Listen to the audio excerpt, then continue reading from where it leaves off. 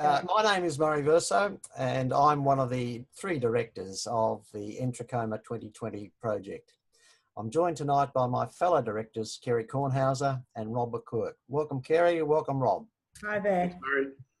By way of introduction, I'd like to point out that I'm a past district governor of District 9800 based in Victoria, and I'm a retired medical practitioner with 40 years experience in general practice.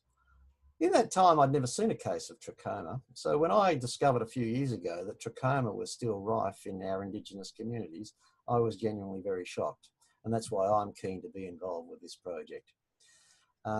Kerry has an extensive background in various voluntary activities, and she serves on various boards as well. She is a past president of the Rotary Club of Albert Park and is currently a member of the Rotary Club of Melbourne. Last year, she was awarded a Medal of the Order of Australia for her community service work. Rob has been a passionate supporter of Indigenous projects for many years, principally through the Rotary Club of Melbourne.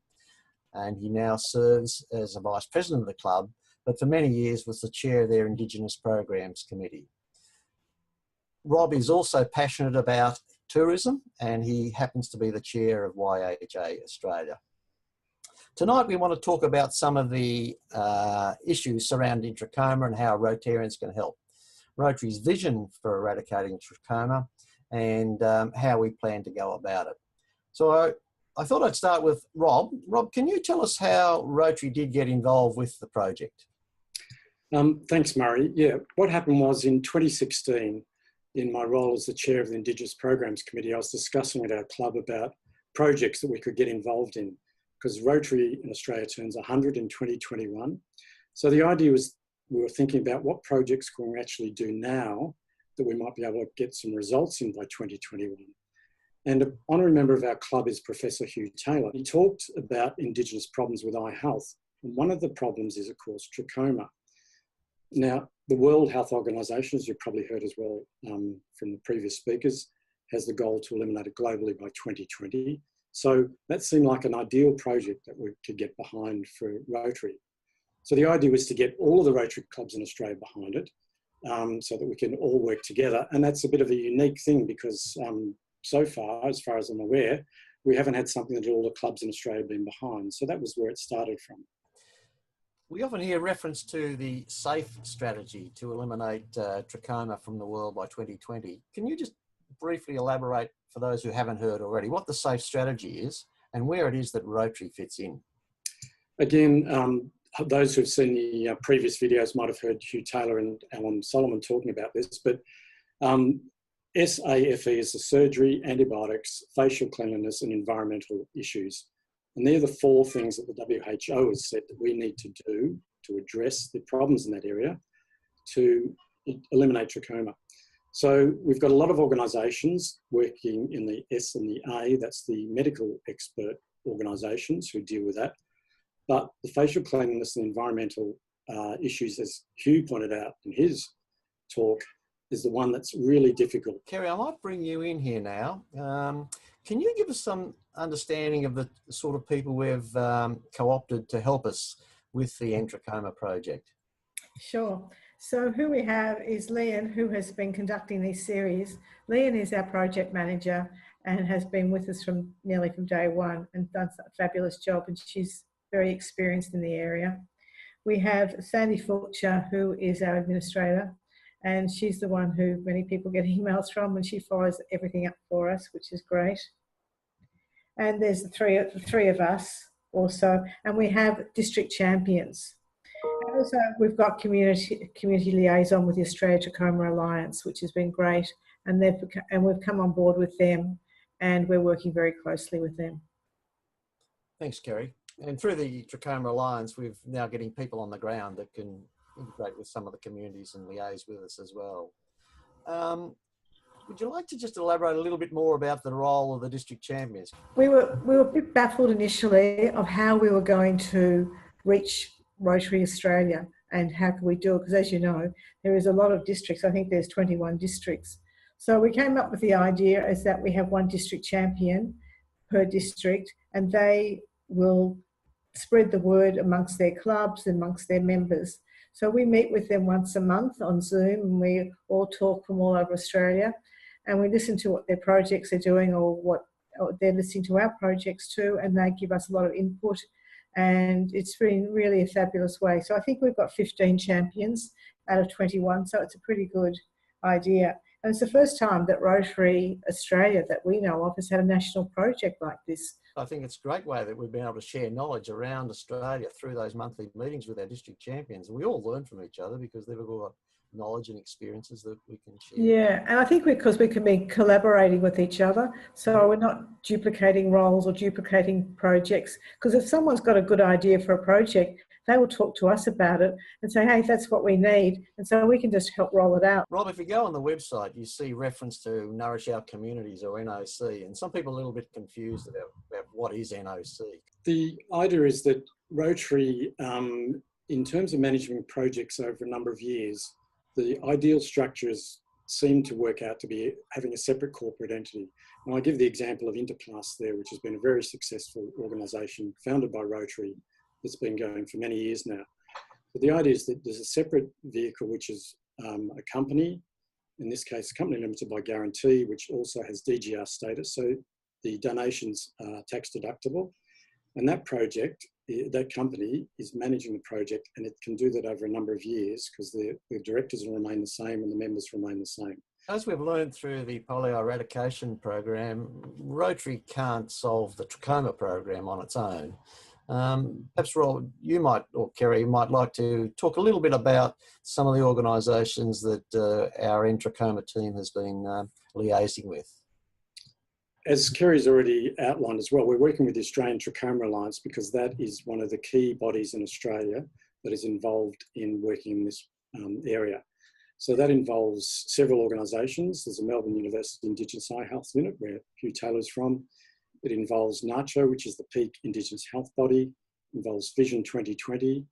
And it has involved Fred Hollows. They've been a partner of it. So we're hoping to keep working with them as well. So they're the key players in the trachoma space. But we've also got organisations like Nanapa Health, which is based on the ground in Alice Springs we're working with. We're liaising closely also with all the state health authorities. There's the Centre for Disease Control in Alice Springs. There's a multitude of organisations that can actually contribute to this project.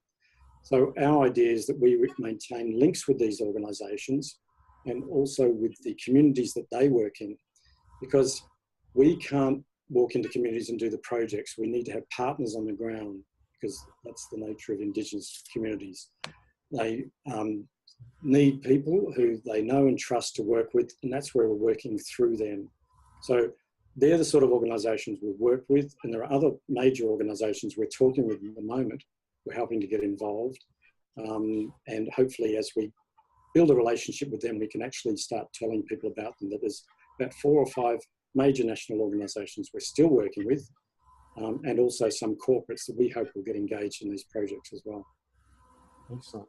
Rob, you mentioned the Fred Hollows Foundation. Now, a couple of times I've been approached by Rotarians saying that they're already supporting Fred Hollows, and why are we involved? Can you just talk about the different roles where we see ourselves as distinct from the Fred Hollows? Sure. Fred Hollows is really concentrating more on the S and the A, as we've already outlined. When that's not our space. They're the medical experts, and they're doing a great work in that area. And again, all the people who support Fred Hollows, we say continue your support. There's no problem with that.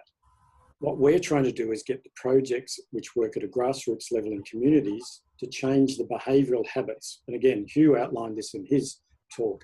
It's a process of changing the habits of the Indigenous communities so that they can appreciate what's needed to try and eliminate trachoma.